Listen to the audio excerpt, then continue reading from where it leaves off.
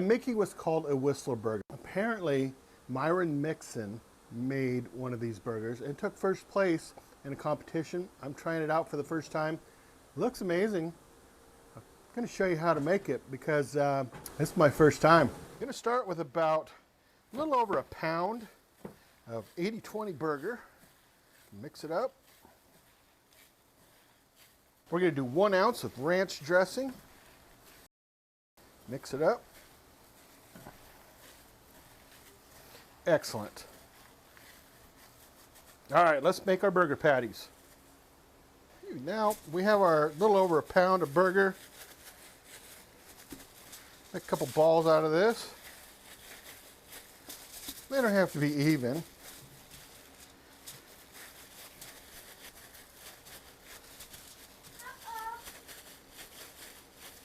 Those look pretty good. Just smash them down. Give them a little shape. Because this is how we're going to cook them. We're going to cook them on this piece of tin foil, just like that. You use your favorite shake, but I'm going to use some Uncle Steve's Lucky Shake. Link down below. Great guy. You can use salt, pepper, garlic, just salt, pepper, whatever you want. Use somebody else's shaker rub. Excellent. These are going to go on the smoker, 300 degrees till they heat medium rare. Smoker's at 300 degrees. Put the burgers right there in the middle. Check that out. All right, we'll see you at medium rare. You're probably asking why we're cooking the burgers on tin foil. 2 reasons. 1, the burger will continue to cook with that tin foil in its own juices, but the smoke will come over it and we'll get that smoke flavor on the burgers. Let's continue on. 25 minutes into these cook, and these burgers right now are sitting at medium rare, about 130. I'm going to pull them off. It's okay to let that juice kind of come off now. It's done its thing. Look at that. Look at that. Yeah, heck yeah. All right, now it's time for part 2. Second part of our process is just, I'm going to take about a half a stick of butter and put it on a flat top. Here's a pro tip for you. If you don't have a flat top, use a cast iron pan. Any kind of pan. As you can see, I spread our butter around. Gonna put some more Uncle Steve's down here. You don't have to do this. I just like to add it for a little extra flavoring. I'm gonna take each burger one at a time. Get that bad boy cooking. Once it starts cooking like you can see right here, I'm going to give it about 3 minutes each side. We're about 3 minutes on this side. I'm going to flip, and if you see right there, you can see the char that's starting to come in. Basically what we're doing is we're sealing in flavor. Same with there. Now we don't have it quite right there. Some burgers are going to take a little longer. We're starting to develop it there. You can go a little heavier on that char if you'd like to. You don't have to. You put some cheese on there because we've already done that one side. We're just kind of waiting for this side to come in. Getting closer. All right, let's check those other burgers. Starting to come in. Really like that one. Lay some cheese on them. Perfect. I'm going to pull these as soon as the cheese is melted, and then we're going to go to step 3. All right, as you can see, our cheese is melted. Start pulling them off. We're going to put them back onto our tin foil. All right, I got some Canadian bacon that we're going to throw in here. Get it cooking in that butter. Same butter that we used on the burger. And a little extra there. Perfect. We got some buns here. They just have some mayo on them.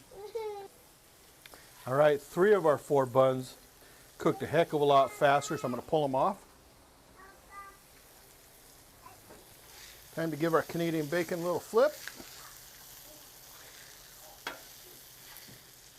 I said this part 3 does not take long at all, but it's going to add tons of flavor. Our Canadian bacon is done. Up there. Man, I'm getting excited about this. It'll be so good. Our buns are done. Time for some tomatoes.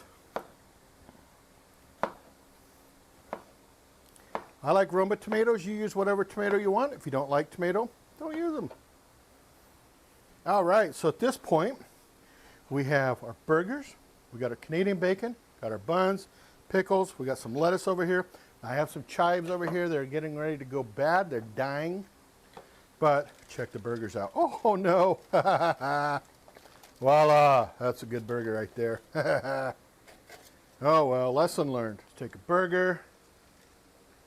Put it on. Look at that. I mean, seriously. Burger. Same size as the bun. It's because we cooked it in its own juices. Said you don't like tomato, don't use it. Sprinkle some chives on there. Put some lettuce on there. Cap it. What do you think? That looks like a dang good burger. I can hardly wait to try it. Same with my grandson. All right, let's try this bad boy out.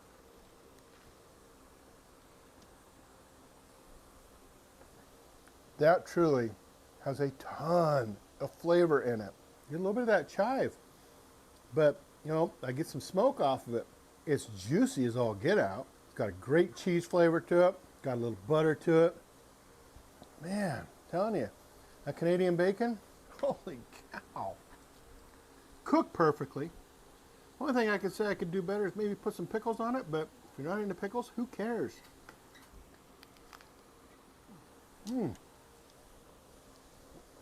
I really think searing it in butter for 3 minutes on each side at the very end, phase 2, is what puts this burger over the top. It just sealed in all that flavor. Now I have just a thing of wine in here, a little Chardonnay, which is really good, which reminds me, our next burger, I'm going to take you on a journey like you've never been on before. We're going to take a burger, we'll probably do something similar to this one, and we're going to pair it with a glass of wine, see where it takes us. All right, this is the Whistler burger. Myron Mixon made this, got first prize at some place, I don't know. I'll tell you what, I can see why, because it is simple and easy to make. All right, talk to you on the next episode.